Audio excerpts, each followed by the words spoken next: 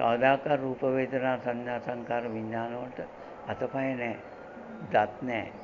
ඇස් නැහැ. කන් නැහැ. නේද? මේ ස්කන්ධ පහට කෙස්ලොම් නියද සම්මත්නාර ඇට මිදුළු කියලා වග්ගඩු පෙනාලු මෙහෙම කියලා එකක් නැහැ. මේ ස්කන්ධ පහට ජාතියක් නැහැ, ජරාවක් නැහැ, ව්‍යාධියක් නැහැ, මරණයක් නැහැ. හම්බ වෙන්නේ. මේ ස්කන්ධ පහේ ඇත්ත අපි නොදන්නා කම නිසාම අපිට මේ ඇටමත් නේනහර වලින් යුතු කයකුත් හම්බ වෙලා. ඇහැට පේනවා, කනට ඇහෙනවා, දිවට රස දැනෙනවා කියන මේ ආයතන ටිකකුත් හම්බ වෙලා. අපි දන්නේ මේ හැමතැනින්ම නියෝජනයේ තියෙන්නේ යටින් ඉන්නේ මේ ස්කන්ධ පහ කියලා. ඒ නිසා මේ ඝන වූ රූප කයෙන් මිදෙන්න ඕන.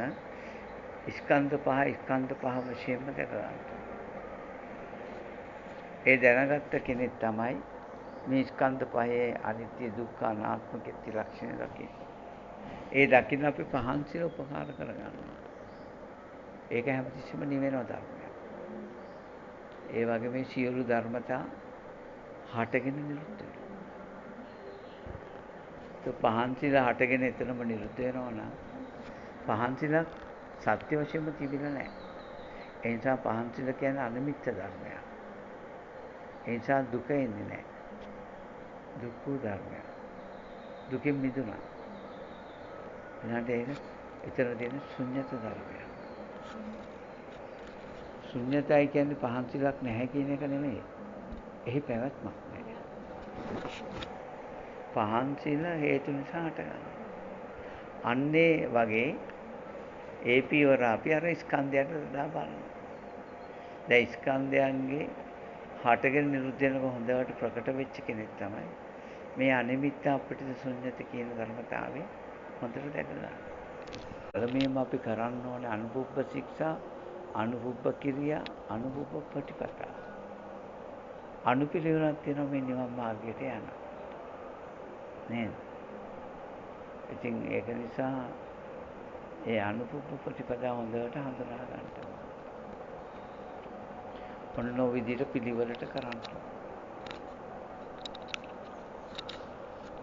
එන තමන්ට කරන්න වැඩක් තියෙනවා. ඉස්සෙල්ලාම පංච නීවරණ ටික දුරු කරගන්න. මේ නීවරණ තියෙනකම් පිරිසුදුව මේ ධර්මය අපිට බුද්ධියට හම්බෙන්නේ නැහැ.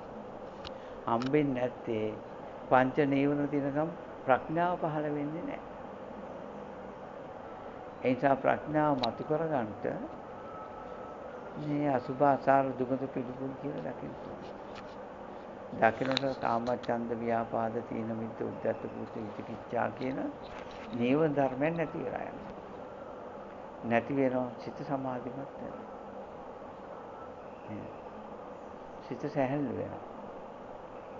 සමාධිමත් වෙනවා කියන්නේ ඒක. ඇයි අර ධර්මතා පහෙන් අපි බොහෝ පීඩා විඳිනවනේ. ඔකට කියනවා සමතේ වඩනවා කියලා. දැන් ඔන්න අපි ස්කන්ධ පහ ගැන ඉගෙන ගන්නවා. ඉගෙනගෙන අපිට පේන්න ගන්නවා මේ निराවුල් වෙච්ච මනසට මොකද කාමචන්දේ තියෙනකොට කවදාකවත් මේ ස්කන්ධ පහක් කියලා වැටහෙන්නේ නැහැ. පේන්නේම ඇටමස්ලේ නරුන් හටගත්ත කෙනෙක්මයි. කවදාකවත් මේ ස්කන්ධ පහක් කියන එක එයාට වැටහෙන්නේ නැහැ. අත කියන්නේ ඇටමස්ලේ නරුන් හටගත්ත එකක්මයි. මේ ස්කන්ධ පංචකයක් කියලා හම්බෙන්නේ. ඇස කියන්නේ ස්කන්ධ පහක් කියලා වැටහෙන්නේ නැහැ. කන බොන ආහාරයෙන් හටගත්ත මස් වලින් පෝෂණය වෙච්ච ඇසක් තමයි යාට හම්බුලා තියෙන්නේ. ඉතින් මේ ස්කන්ධ පහම බව මනා ප්‍රකට වෙන්න ඔය පංච නීවරණ ධර්ම දුර වෙන්න. ඉතින් මේකේ පිහිටාදුන සිටින් වෑයම් කරන කියන්නේ ඒක. තරණය කළා කියන්නේ අනුපුප්ප ශික්ෂා අනුපුප්ප කිරියන් මනා සිල්වත් වෙලා නේද?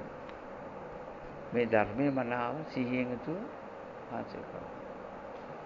ඒ නිසා ස්කන්ධයන්ගේ තුල ස්කන්ධයන් කෙරෙහි සිහියෙන් ඉන්න බෑ පංච නීවරණ තියෙන කෙනෙකුට. ඒක වෙන්නේ නැහැ. සිත විසිරෙනවා යන්නේ. එක්ක උද්ධච්ච කුක්කුච්ච එනවා, එක්ක කාමච්ඡන්දය උපදිනවා, එක්ක ව්‍යාපාදය එනවා. කරපු එකක් හෝ කරන්න තියෙන එකක් හෝ කවුරු හරි මට කරපු එකක් හෝ මේව මතක් කරලා යනවා. ඉතින් මේ විදිහට මේ නීවරණ ධර්මයන් ප්‍රහාණය කරන්න ඉස්සෙල්ලාම උත්සාහයක යෙදෙන්න ඕන. ඒකටයි සතර සතිපට්ඨානේ මෙන්න මේ කායानुපස්සනාව දේශනා කරන්නේ.